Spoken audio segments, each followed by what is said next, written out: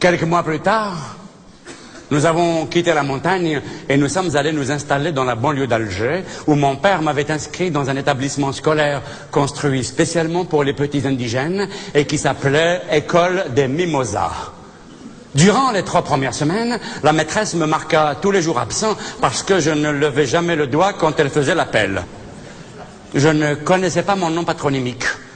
Mon nom patronymique faisait partie de ceux qui avaient été attribués de façon arbitraire à nos grands-parents à la fin du 19e siècle par l'administration coloniale. Comme elle n'arrive jamais à se retrouver avec notre système d'appellation, ils nous ont donné de nouveaux noms pour mieux nous repérer.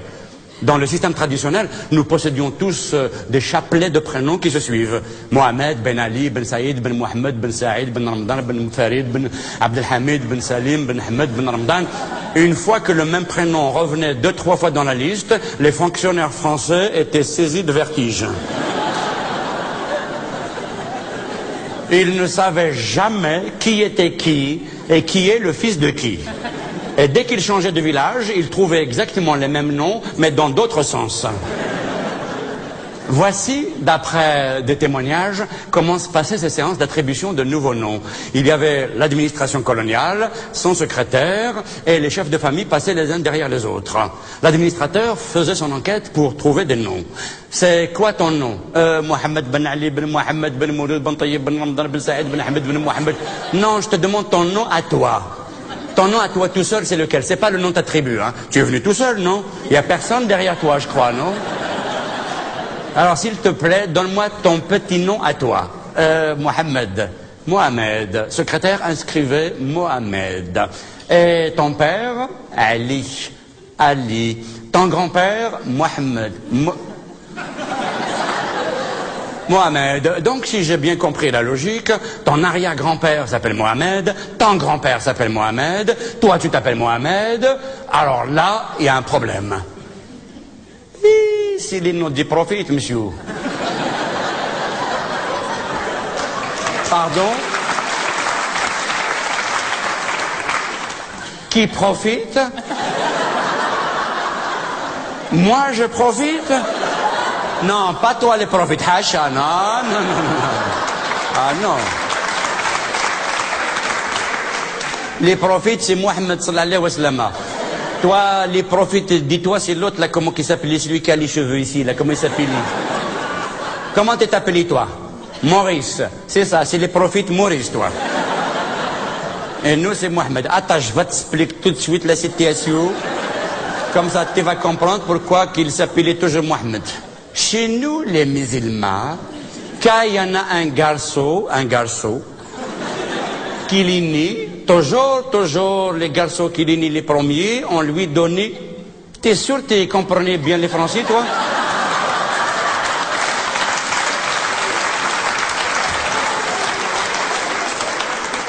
Tu me regardais comme ça.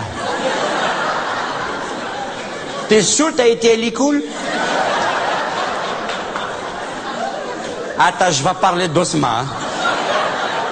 Je vais parler doucement, comme ça les mots ils viennent pas vite, comme ça les comprenez tout. Chez nous, les musulmans, Allahu Akbar, Allahu Akbar. Quand il y en a un garçon qui est né, après le parti. Oh!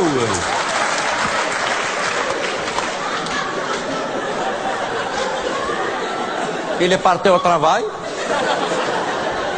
Toujours, lui donner les noms de Mohammed par le respect qu'il faut qu'il ait donné pour les prophètes. Il y en a qui comprennent maintenant?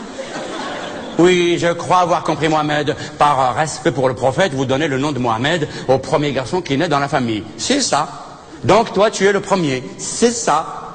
Et tu t'appelles Mohamed, Ben Ali, Ben Mohamed, Ben, etc. Pas Ben Sitira, Ben Mohamed,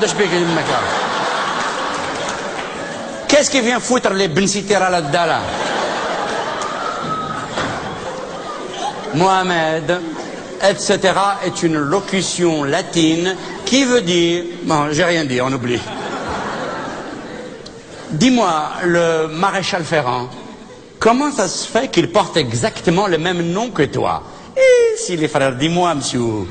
Comment ça, c'est le frère de toi? Tu viens de me dire que c'est le premier garçon à qui on donne le nom de Mohamed. Et lui aussi s'appelle Mohamed. Alors, attends, je vais t'expliquer. Moi, j'ai m'appelé Mohamed parce que je suis né les premiers d'écouter des pères. Louis, c'est mon frère, s'appelait Mohamed parce qu'il est né premier d'écouter de sa mère.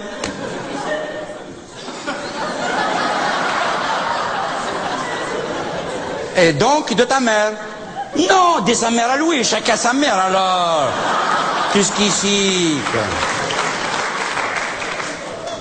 Et j'ai encore 4 autres frères qui s'appelaient Mohamed parce que mon père, il a posé 9 femmes. Oh putain! Ah, t'es pas ça, hein? C'est pas des pétanes, hein? ولا عرضوك نحلك يمك انا حرقت لي يمك نعدي نجبر ولا عرضوك نحلك امك انا هنا دي بيتا Mohamed, putain est une... Dis-moi, le marchand de bourricots, tu sais, celui qui vend des ânes là-haut, sous le grand eucalyptus, le jeudi matin, tu sais, le jour du marché, c'est un de tes frères? Non. Comment ça, non? Eh non, c'est pas mon frère. Eh, c'est pas obligé, hein. Et comment ça se fait alors que lui aussi s'appelle Mohamed, Ben Ali, Ben Mohamed, Ben Mouloud? Attends. Louis, c'est un Mohamed Ben Ali Ben Mohamed de la tribu de Ben Mouloud, et moi je suis Mohamed Ben Ali Ben Mohamed de la tribu de Ben Mouloud. Mais c'est exactement la même chose. Ah non, c'est pas la même chose. Moi je suis un Mohamed Ben Ali Ben Mohamed de la tribu de Ben Mouloud d'en haut, et Louis de Ben Mouloud d'en bas. Alors, qu'est-ce qu'ici? Oh putain, oh excuse-moi. Donc, pour savoir qui était qui, l'administration coloniale avait divisé les tribus en familles, ils ont désigné des chefs, ils les convoquaient devant les mairies ou les bureaux improvisés à cet effet. L'opération avait duré des mois et des mois. Au début, les fonctionnaires français faisaient des efforts pour essayer de trouver des noms qui correspondaient plus ou moins à l'histoire de chaque famille. Mais au bout d'un moment, comme les gens ne parlaient pas la langue, ils ne comprenaient pas ce qu'on leur disait, les fonctionnaires, pour faire vite, ont commencé à bâcler. Tu viens de quelle tribu? Kistidi? Allez, c'est bon, tu t'appelleras Kistidi.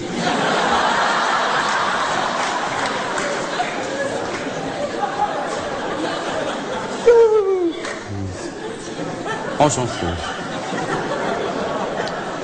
Ton petit nom, c'est quoi? Slimane. À partir d'aujourd'hui, tu seras Kistidi Slimane. D'accord?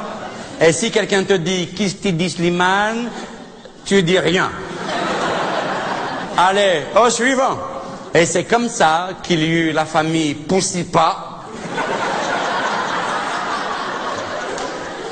Il y a eu la famille Chacun sa tour, s'il vous plaît.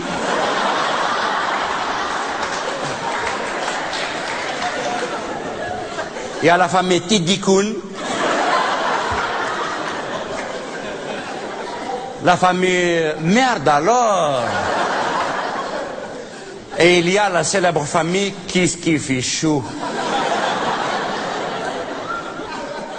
Ainsi qu'un tas d'autres noms que je n'oserais pas répéter ici devant vous et qui ont été tous changés au lendemain de l'indépendance.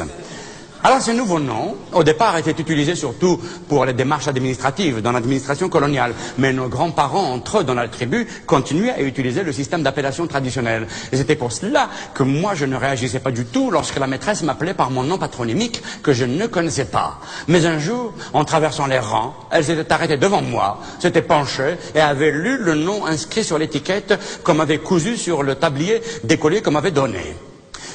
Et là, elle s'est mise à hurler, à me parler dans sa langue que je ne comprenais pas. Puis soudain, elle me prit par le col de la chemise et entraînait chez le directeur qui, à son tour, m'avait passé un savon de Marseille sans que je susse là non plus de quoi il retournasse.